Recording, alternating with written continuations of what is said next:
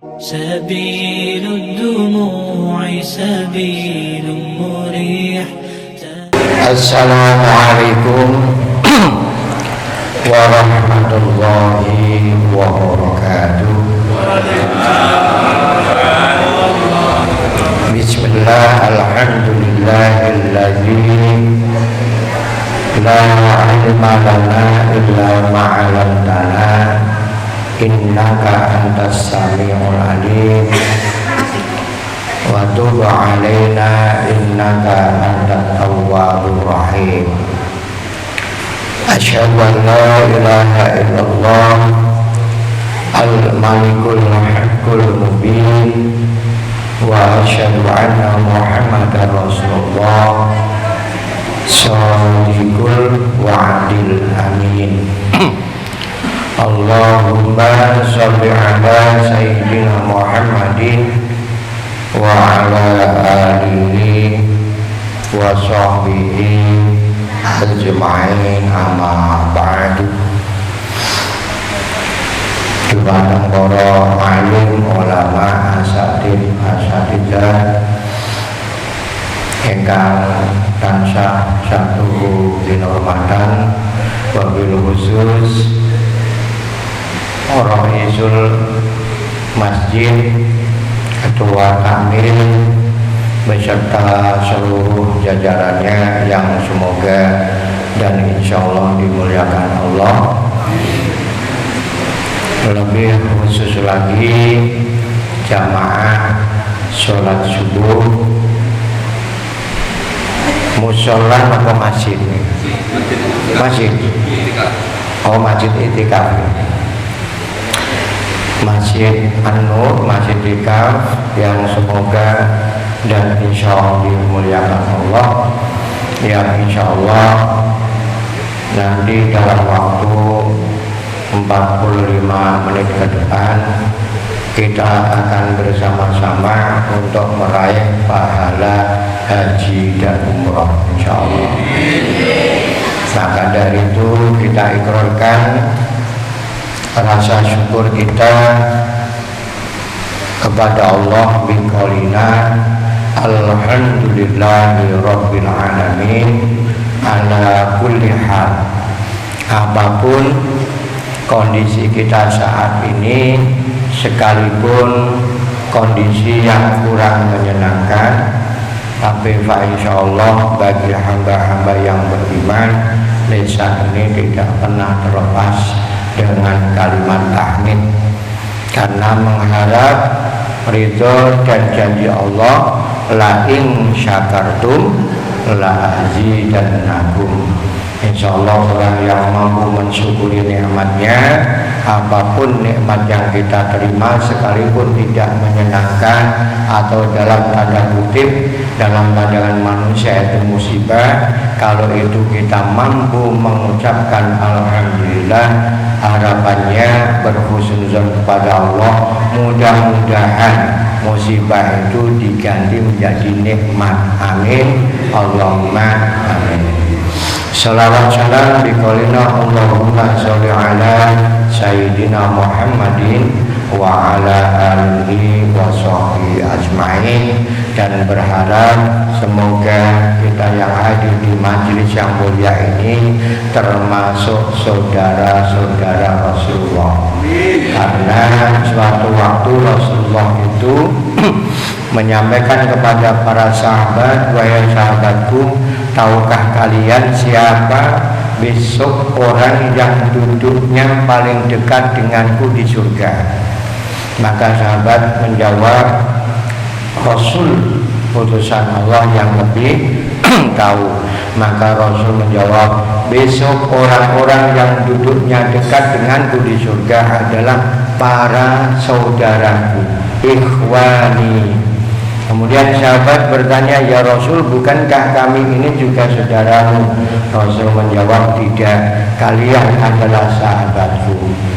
Yang Saudaraku adalah orang yang lahir jauh setelah aku, orang yang tidak pernah melihat wajahku, orang yang tidak pernah mendengar suaraku, tapi mereka sangat cinta kepada aku sehingga lisannya tidak pernah henti, tidak pernah kering untuk bersalawat salam kepada baginda Nabi Agung Muhammad SAW, dan jasadnya tidak pernah berhenti untuk melaksanakan sunnah-sunnah beliau. Insya Allah pagi ini nanti akan kita laksanakan sunnah beliau, yaitu habis kajian kita sholat, kita tutup dengan sholat isyraq, sholat syuruk. Bapak Ibu, sebelumnya saya minta maaf, bicaranya kurang bebas karena untunya ketinggalan. Saya ini gadah gula sejak 2011. Tahun 92 ini pun kengeng asam urat. Jadi Mbak Silvi nek tanya istri saya, Mbak Mar, kowe dibujuk Pak Mas Yadi itu sehat pirang tahun tok? Setahun tok. Setelah itu sering sakit-sakitan asam urat. 2003 harus minum simvastatin tiap malam karena kolesterolnya tinggi. 92 allopurinol. 2011 ditambah lagi satu obat Pak, metformin, karena kena gulanya tinggi. Tahun 2015 ditambah lagi, alhamdulillah tensi selalu tinggi, harus ditambah obat kaptopril, ya kadang amlodipin. Habis itu tambah vertigo. Masya Allah, sering vertigo tambah vertigo.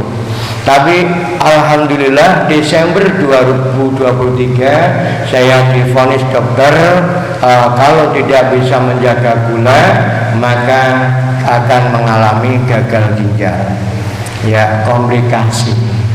Allah memberikan jalan, qadarullah, pulang ke desa ada yang nawani kon bantu ngedolke madu Pak, tapi madu sarang, madu yang di tanah-tanah, namanya madu levi, madu keranjang tanah. Saat itu saya hanya beli 2 kilo karena mahal untuk konsumsi sendiri.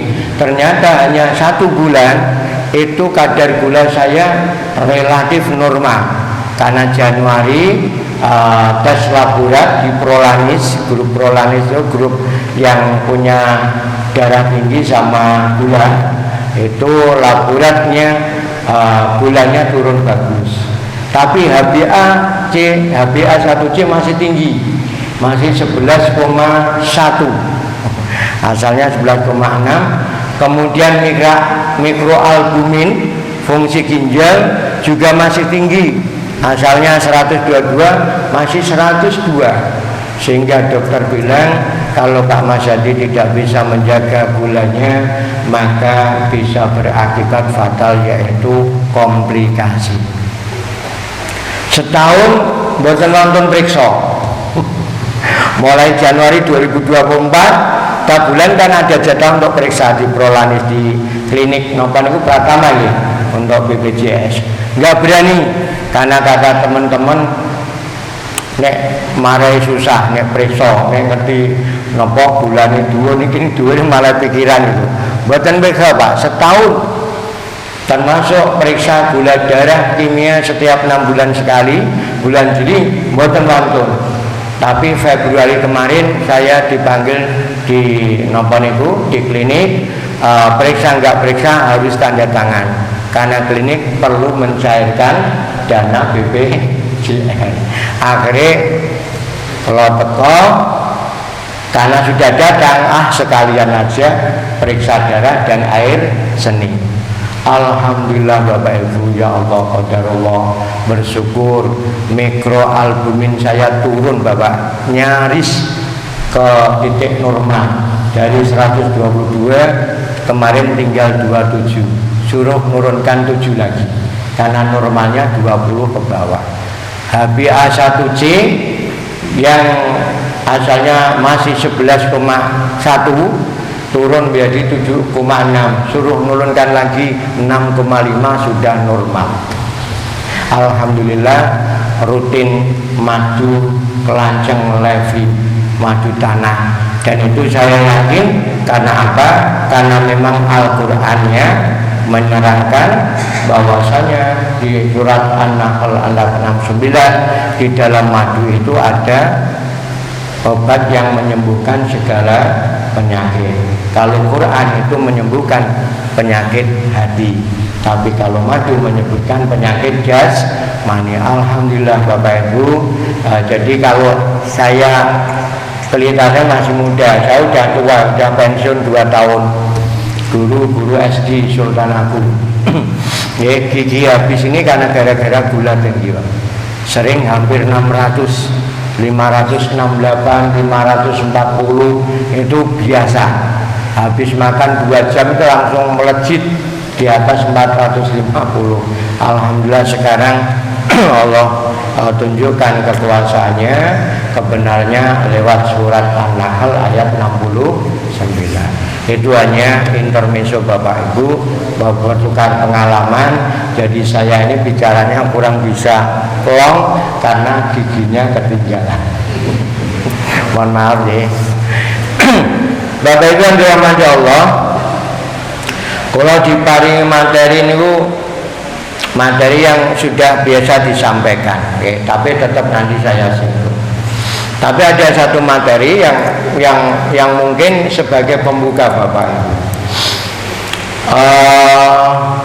Bapak Ibu kalau mendengar kalimat ini, as-salatu khairum minan naum, ini pun biasa.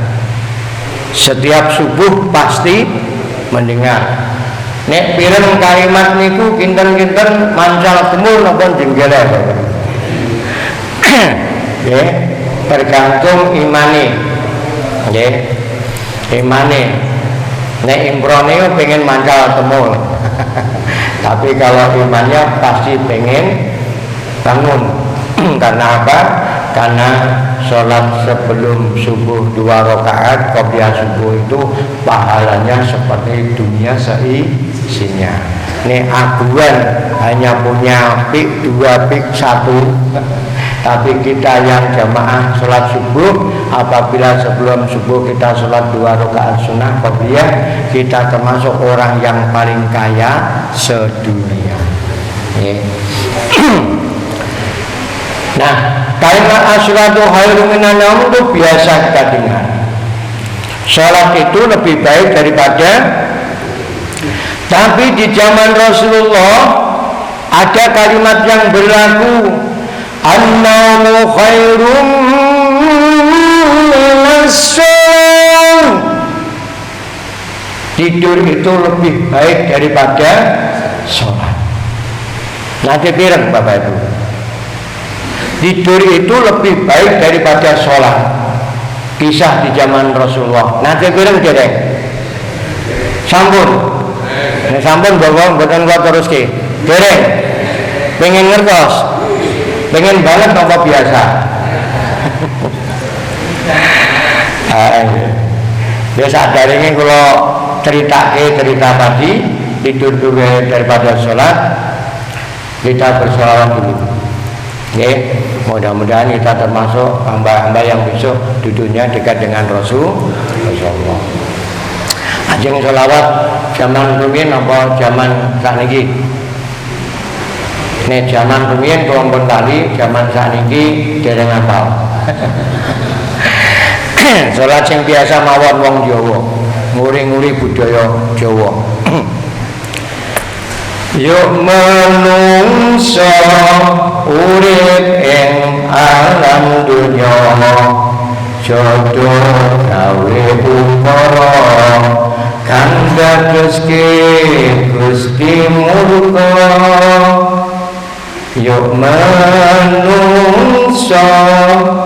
urip ing alam dunya, jodoh gawe perkara kang dadoske Gusti murka urip ing donya mung sawetara lir kadya mampir ngombe nang tangga kang tinuju omah kuwa minangka dalan swarga Allahumma sholli wa sallim ala sayyidina Muhammadin adam tamam bi ilmillah Allahumma sholli wa sallim ala sayyidina Muhammadin adam tamam bi ilmillah hisolatan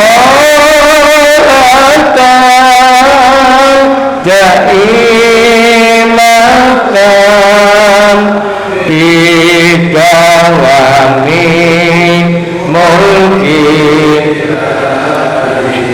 sholatan daimatan bidawami mulki lahir zaman wis akhir ayo okehno zikir la ilaha illallah Muhammadur Rasulullah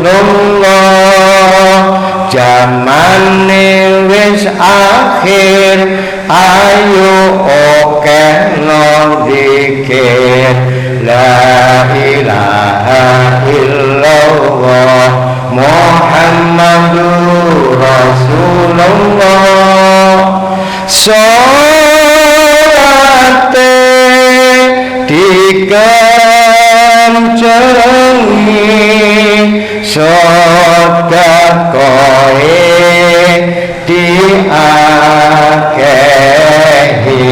dadoske tentreming ati rezekine ditambahi Allahumma sholli wa sallim ala sayyidina Muhammadin adam tamam bi ilmillah Allahumma sholli wa sallim ala sayyidina Muhammadin adam tamam bi ilmillah hisolatan daimatan bidawami mulki lahi sholatan daimatan bidawami mulki lahi Allahumma sholli ala Muhammad. Kita tadi lanjutkan. Pada waktu zaman Nabi, ketika Rasulullah hendak ke masjid, dilihat dari jauh di depan masjid ini ada seseorang yang keluar masuk masjid, masuk keluar lagi, dan dilihat dari jauh ini orang itu tampak begitu gelisah. Setelah dekat, ternyata yang keluar masuk di masjid itu adalah iblis. Lantas Rasulullah bertanya, "Wahai iblis, apa yang kamu lakukan di masjid ini?" Kata iblis, "Wahai kekasih Allah, aku ingin merusak sholatnya orang yang sedang sholat itu." "Kenapa tidak kau lakukan?" kata Rasulullah.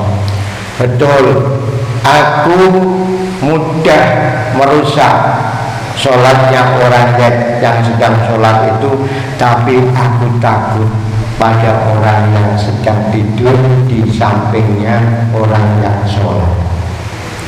Rasulullah kaget. Ini iblis kok justru takut pada orang yang sedang tidur, bukan takut kepada orang yang sedang sholat. Kinten-kinten nopo jawabannya Bapak Ibu? Alasan iblis nopo? Enten saya ngertos. Derek, enten saya ngertos jawab kalau butuh madu setunggal pakai kalau paling jenengan teng jok. Nggih, satu botol madu. Pak sinten? Pak Lasdi. Pak Lasdi. Nggih. Pak nggih. Nggih berarti mpun ngerti ceritanya asline. Mau berhubung kalau diundang mriki daripada rak cerita yang baik mandang. Nggih. Alasannya apa? Karena orang yang sedang sholat itu wong sing bodoh. Dan orang yang sedang tidur itu adalah orang yang berilmu. Takutnya ketika iblis itu mengganggu sholatnya orang yang sholat, orang yang tidur di sebelahnya itu terbangun sehingga membenarkan sholatnya. Setan itu nih ono sholat tak bener malah dijarke, seneng, dibongkong. Ya, karena apa? Karena wong sing ibadah tanpa ngelmu niku mboten bakal diterima. Ngendikane Pak Haris Sodako nek pas ngaji minggunan kok enten siiran ngene. Wa kullu man bi ghairi ilmin ya'malu a'maluhu mardujatun lan tuqbalu. Wa kullu man dan saben-saben man sapa wong bi ghairi sing ora duwe ilmu, bi ghairi ilmin ya'malu kok dia itu beramal beribadah maka akmaluhu mardud, amalnya ibadahnya tertolak, la tuqbalu dan tidak diterima. Maka pentingnya majelis ilmu, kajian-kajian itu. Dan non jauh Bapak Ibu, wong sing teko teng kajian ngeten iki enten hadis sing jelaske pahalanya seperti haji dan umroh. Wong sing nalika datang ke masjid untuk melaksanakan sholat sunnah pahalanya seperti umroh. Kalau datang masjid untuk memenuhi panggilan sholat wajib pahalanya seperti haji. Maka jangan khawatir kalau Bapak Ibu Islamnya tidak sempurna. Pasti sempurna. Rukun Islam wonten pinten Bapak Ibu? Gangsal, tunggal, syahadat, sholat, zakat, poso, haji. Kira-kira yang haji itu setiap orang bisa haji enggak? Nek mboten sakit haji tuan rukun Islamnya pripun? Padahal rukun itu wajib. Rukun wudu 6 salah satu ditinggalkan, orang membasuh wajah raksa wudune. Rukun wudu 6 yang pertama niat, wudu korak niat, orang sah wudune. Rukun wudu yang terakhir tertib, korak tertib, orang sah wudune. Sama juga rukun Islam ada 5. Kok Bapak Ibu tidak bisa haji berarti raksah Islam. Ternyata Allah Rasulullah itu sangat sayang pada umatnya. Panjenengan diberikan pahala haji hanya datang ke sini. Nanti dia sholat isyraq pahalanya seperti haji dan umroh, tamatan sempurna. Artinya walaupun Bapak Ibu belum bisa haji karena hartanya, tapi bisa haji dengan amalan-amalan yang diajarkan Rasulullah. Sehingga umat Islam pasti sempurna Islamnya. Orang bisa munggah kaji karena uangnya, bisa munggah kaji dengan amal-amal yang dianjurkan Rasulullah. Salah satunya ini, termasuk zikir habis sholat, subhanallah ping 33, alhamdulillah 33, Allahu Akbar 33 itu pahalanya juga seperti haji. Ya ini bro, ini masya Allah itu sayangnya Rasul pada umatnya. Kembali ke tadi, Jadi alasannya karena yang tidur itu orang yang berilmu, yang sholat itu orang yang bodoh. Orang yang bodoh beribadah amalnya mardud latuh lalu, maka perlu namanya kaifiyah. Contoh kenapa itu sangat penting. Ada sebuah kisah remaja masjid. Pas ada acara di masjid, ada 4 anak ini pengen sholat karena ketinggalan makmum, dia pengen membuat jamaah sendiri. Jamaah apa bocah itu jenenge Irawan, Lasdi, terusan sinten meleh?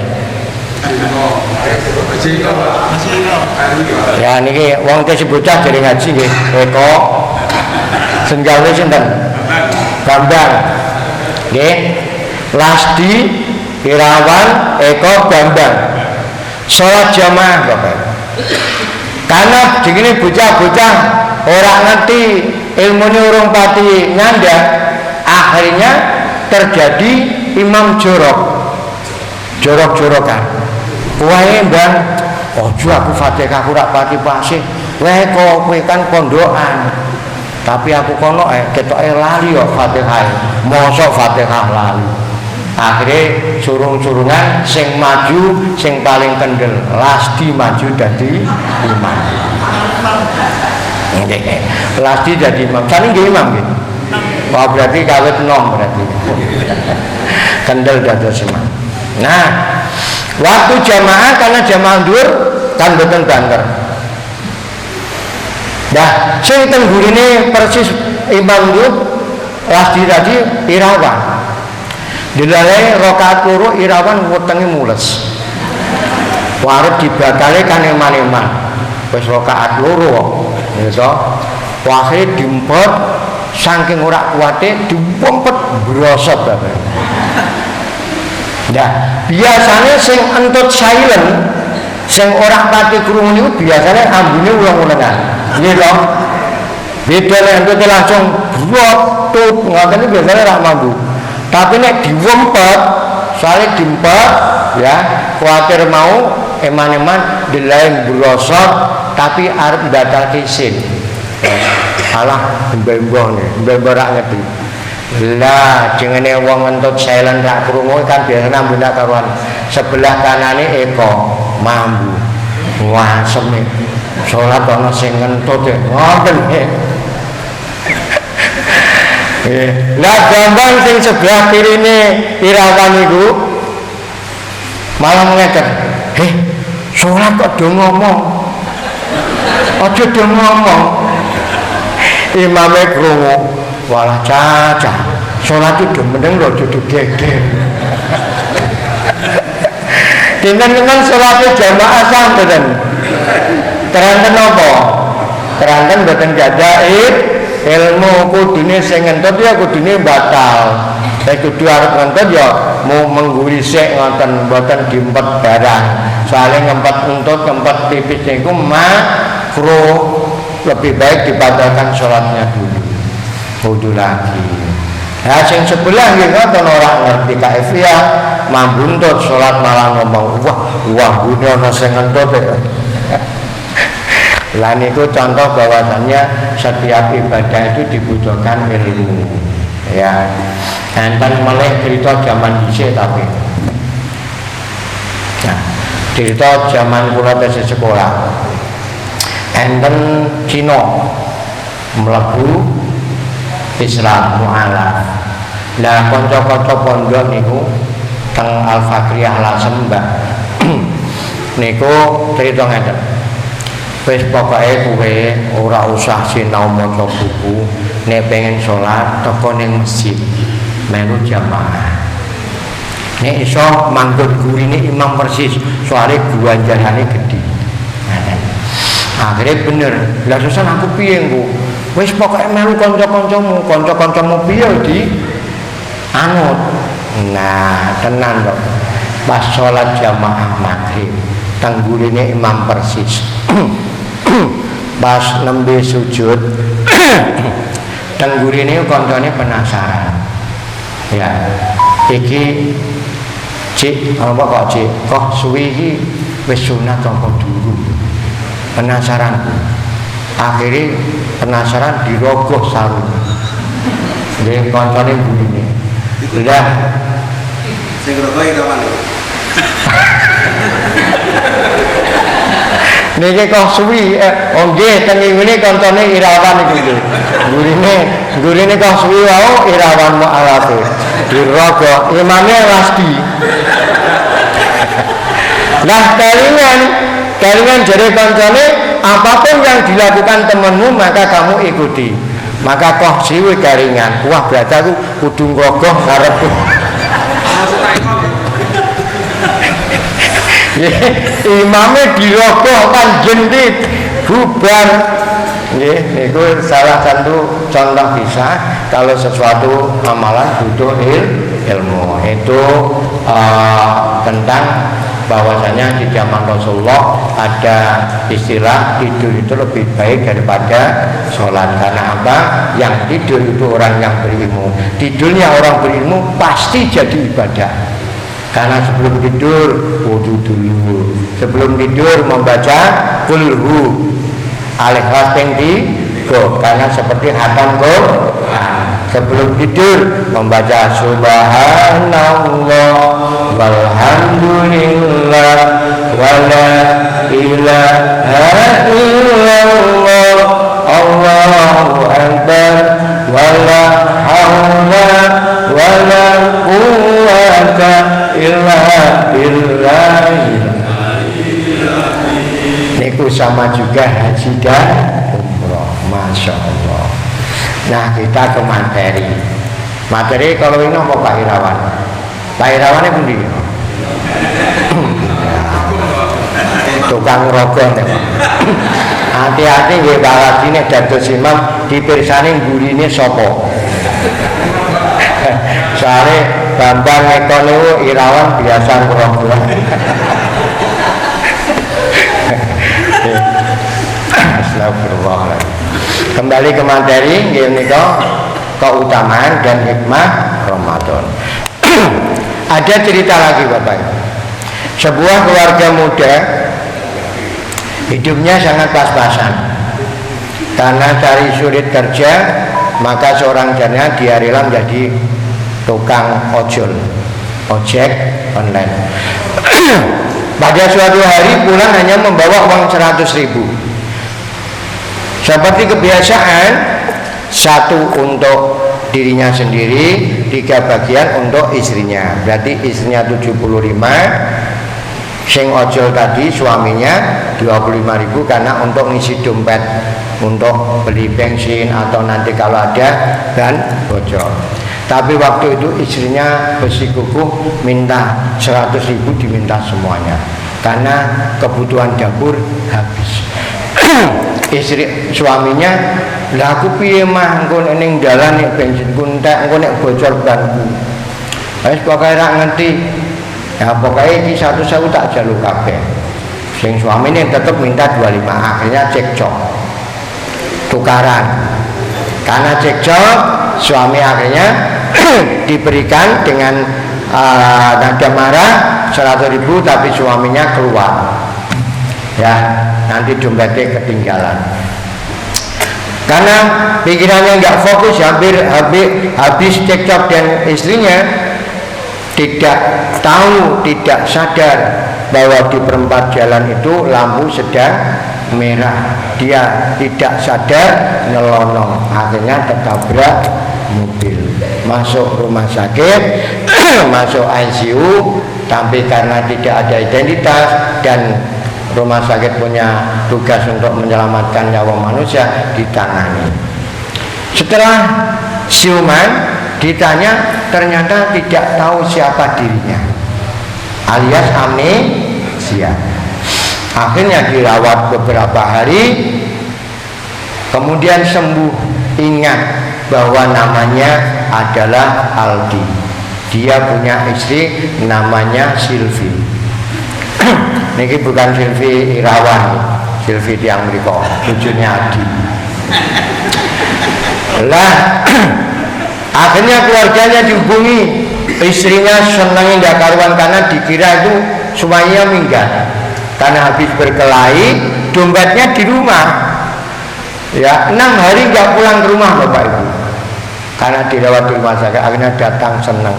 Ya, tapi sayangnya ketika diajak pulang ke rumah sebenarnya itu tidak mau. Kata alah digendi irawan wae ben gampang lah. Sing mau suaminya daripada Aldi, engko keliru Mbak Silvi goleki Aldi malah bingung. Nggih, irawan suaminya tadi dijak pulang enggak mau oleh istrinya. Enggak mau dibujuk dokter, enggak mau. Karena enggak mau beberapa hari tetap enggak mau pulang. Akhirnya dokter memutuskan bahwa ini irawan sedang ODGJ. Ya, orang dalam gejala jiwa, akhirnya dikirim ke rumah sakit jiwa karena tidak mau pulang ke rumah. Sebenarnya merasa bahwa di rumah sakit itu enak, makanan dilayani, susternya cantik-cantik, ramah-ramah gitu. Kerasan rumah sakit. Nah, kisah ini juga tidak ada bedanya dengan kita manusia.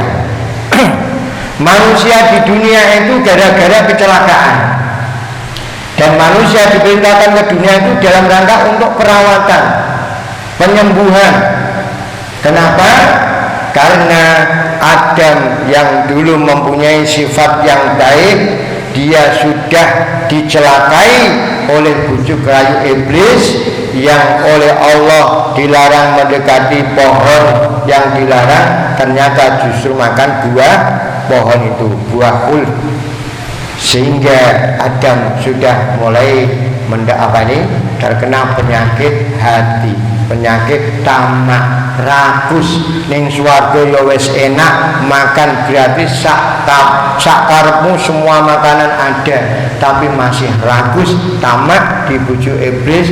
Adam, kalau kamu pengen di surga selamanya, kamu harus makan buah keabadian, buah khuld. Akhirnya dimakan, padahal itu dilarang oleh Allah. Allah marah, kemudian diusir ke dunia dalam rangka penyembuhan. Nah, dengan apa disembuhkan penyakit-penyakit hati kita itu? Dengan ibadah. Salah satunya dengan puasa. Salah satunya dengan dikaruniakan Allah kepada umat Islam bulan Ramadan. Karena bulan itu satu, bisa menghapuskan seluruh dosa-dosa kita. Dua, bisa menyembuhkan penyakit. Bapak Ibu, kalau poso kok mahnya kambuh, asam lambung kambuh, puasanya yang salah. Nah, karena penelitian Yoshinori Osunawa bahwa orang yang mau berlapar-lapar minimal 8 jam, maksimal 16 jam, insya Allah jadi orang yang sehat, pasti. Dan puasa itu juga menyehatkan rohani kita, karena orang yang berpuasa tidak boleh bohong, tidak boleh ngerasani tonggoni, nggak boleh adu domba, nggak boleh sumpah palsu, nggak boleh melihat sesuatu yang bisa mengandung syahwat nafsu, nggak boleh ngomong sing elek. Artinya apa? Puasa itu mempunyai peran untuk menyehatkan jasmani juga rohani. Lah, maka setelah orang berpuasa 1 bulan penuh ini, akhir Ramadan ada namanya budaya mudik. Aslinya itu mudiknya orang beriman tuh mudik ke kampung halamannya kembali, yaitu surga. Ramadan ini dalam rangka mencari bekal untuk kembali ke kampung halaman surga. Semakin banyak bekal yang kita bawa, insya Allah semakin selamat di jalan. Wong Semarang balik moro misalkan Surabaya, sangune mau 100.000 kleleran tenggalan. Semakin banyak bekal yang kita bawa, insya Allah semakin aman sampai ke kampung halaman. Maka Ramadan itu merupakan cara ngumpul bekal secara masif, karena Ramadan itu pahala sunnah ditingkatkan jadi wajib, yang wajib dibalas 700 kali lipat. Bahkan kata Allah, amalan orang yang berpuasa tergantung Allah, harus dibayar 1000 kali, harus diganti 1 juta kali, anna ajzi bihi, tergantung Allah. Maka Rasul mengatakan, bukan celaka orang yang umurnya dipertemukan dengan bulan Ramadan, tapi Ramadan disikapi dengan biasa-biasa sajalah, biasa, tidak ada yang istimewa. Asalnya sedekahnya saben Jumat 5.000, 10.000 tetap tidak dipergunakan sebaik-baik. Maka dari itu Bapak Ibu, ini masih ada, insya Allah malam ganjil masuk berapa lagi? 23, 25, 27, 29. Di dalam kitab I'anatul Thalibin jilid 2 itu kalau puasanya dimulai hari Sabtu, itu pengalaman ulama terdahulu Lailatul Qadarnya malam 27. Terus ya, insya Allah nanti malam jangan sampai dilewatkan, termasuk sedekah sing kathah, maca Quran sing kathah, sholat sing akeh. Karena biasa sholat tahajud kita ganti dengan sholat tasbih, tapi tambah tahajud mulai mboten napa-napa. Niatkan ketika datang di masjid, walaupun tidak lama, niatkan dengan nawaitul i'tikafa fi hadzal masjid sunnatulillahi ta'ala, termasuk niki disunati i'tikaf ya, diniati, karena ini nama amalul bin niat. Niat itu akan menjadikan orang bernilai ibadah. Ketinggali mbon pasir, mbon isra derek antas jam itu ini kan mbon ini sambung.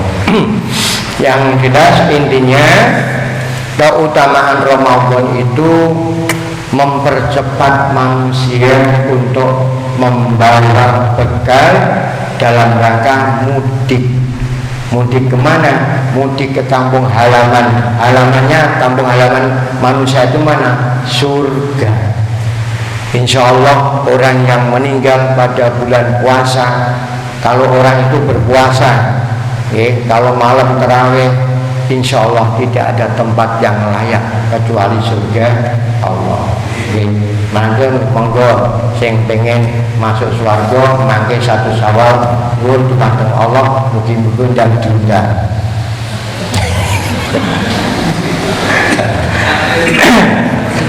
Maksudnya undangan yang kata, undangan sholat, undangan.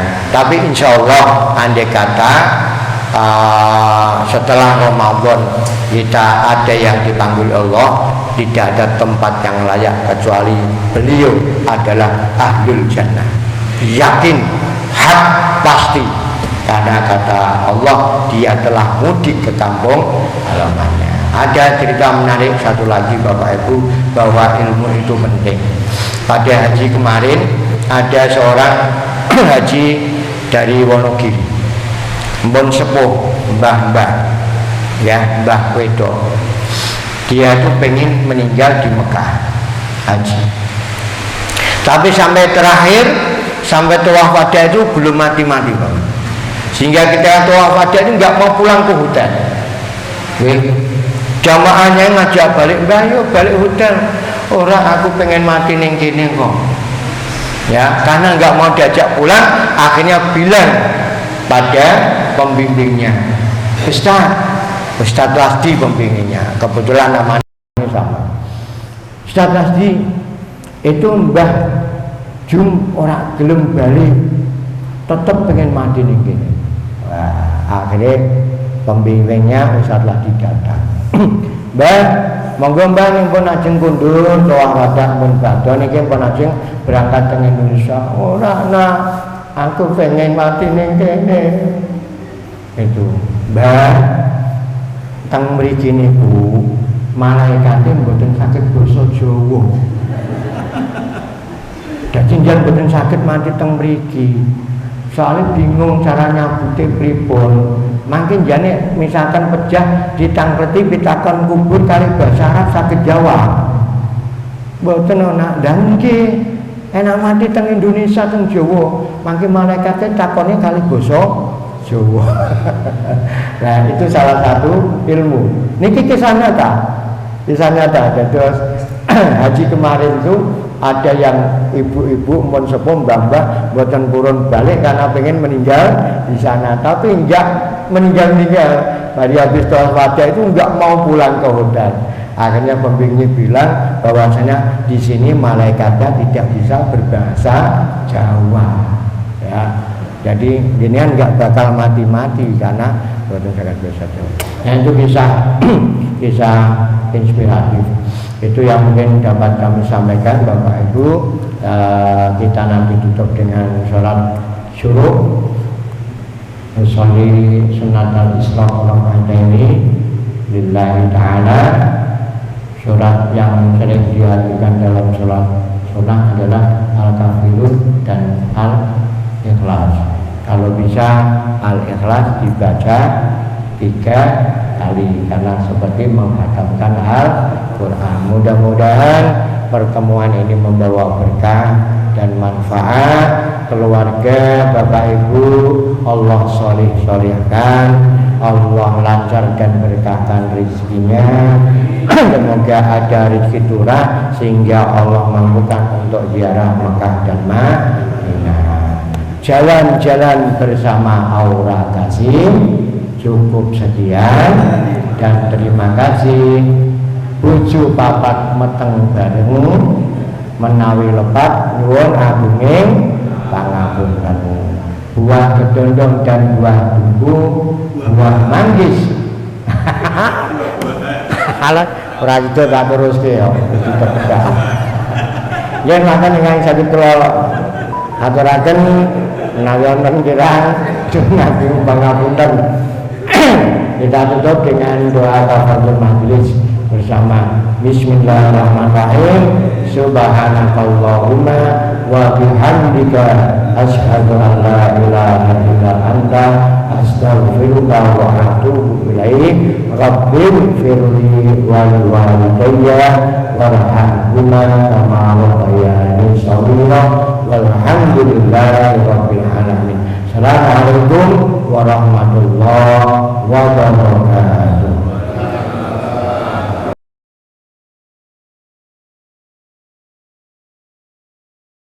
Luar biasa.